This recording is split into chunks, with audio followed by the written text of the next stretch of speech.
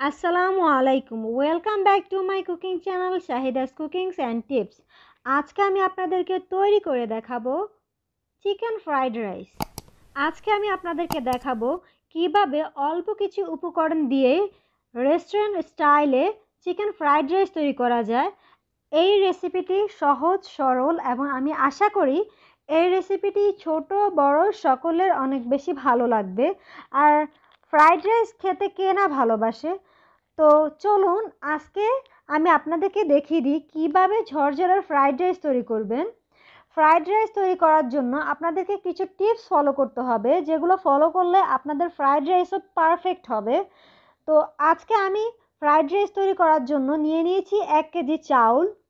আমি এখানে ব্যবহার করছি পোলাও চাউল। চাউলগুলোকে আমি সুন্দরভাবে 3 থেকে 4 বার ধুয়ে নিব। আমি সুন্দরভাবে আলতো হাতে চাউলগুলোকে ধুয়ে নিচ্ছি। চাউলগুলো ধুয়ে নেওয়া হয়ে গেলে আমি আবার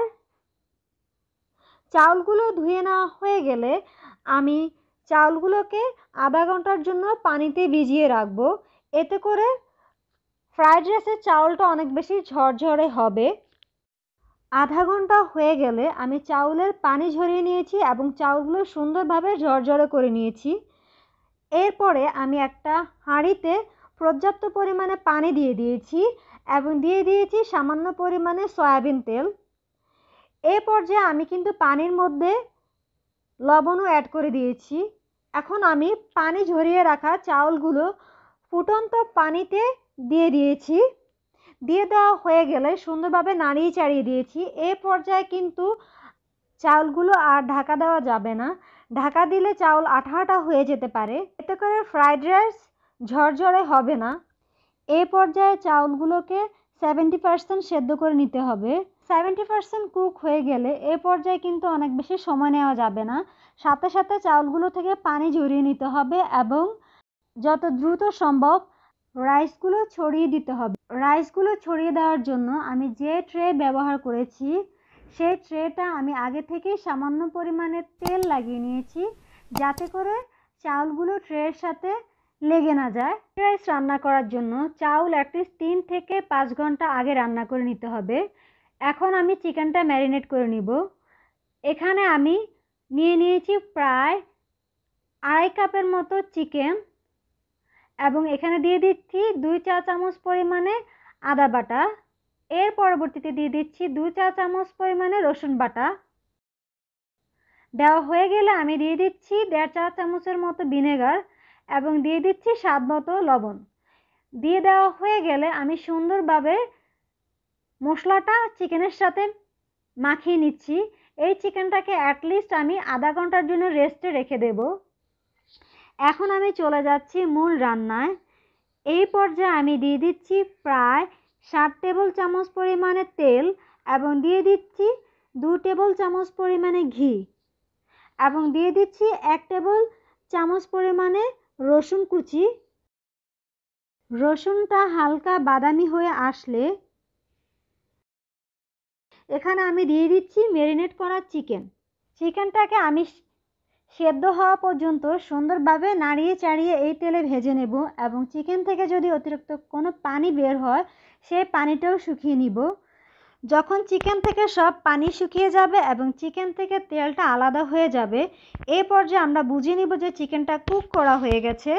এখন আমি এখানে অ্যাড করছি 2 কাপ পরিমাণে বরবটি এবং বরবটিটাও চিকেনের সাথে হালকা নেড়ে চেড়ে নিচ্ছি, যাতে করে বরবটির যে একটা কাঁচা ঘ্রাণ আছে সেটা চলে যায়। 2 থেকে 3 মিনিট ভাজা হয়ে গেলে আমি এখানে দিয়ে দিচ্ছি গাজর কুচি। এখানে আমি দিয়ে দিয়েছি প্রায় 2.5 কাপের মতো গাজর কুচি। গাজর কুচি দেওয়ার পরে গাজর কুচিটাকেও সামান্য করে 2 থেকে 3 মিনিটের জন্য ভেজে নিচ্ছি। গাজর কুচি ভেজে নেওয়া হয়ে গেলে আমি এখানে দিয়ে দিচ্ছি প্রায় 1.5 কাপ পরিমাণে কিউব করে কেটে রাখা পেঁয়াজ এবং পেঁয়াজটাও হালকা ভেজে নিচ্ছি। ভেজে নেওয়া হয়ে গেলে আমি সবজিগুলোকে এক পাশে রেখে এখানে সামান্য লবণ মিশিয়ে 4টা ডিম ভেঙে দিয়ে দিয়েছি। ডিমটা এখানে ভাজার কারণ হলো ডিমের যে সুন্দর ফ্লেভারটা আছে সেটা সবজির সাথে মিশে যাবে।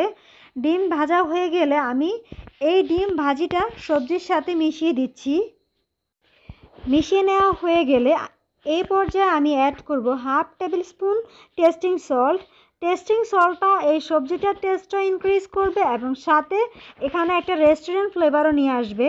টেস্টিং সল্টটা দেওয়া হয়ে গেলে সবজিগুলো আবারও সামান্য নেড়ে চেড়ে নিচ্ছি এবং আমি আস্তে আস্তে সবজিগুলোর মধ্যে রাইস অ্যাড করে দিচ্ছি। দেখুন রাইসগুলো কতটা ঝরঝরে হয়েছে।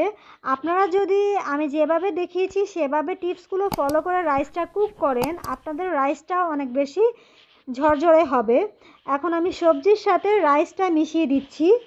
এখন আমি এখানে দিয়ে দিচ্ছি প্রায় 3 থেকে 4 টেবিল চামচ সয়া সস।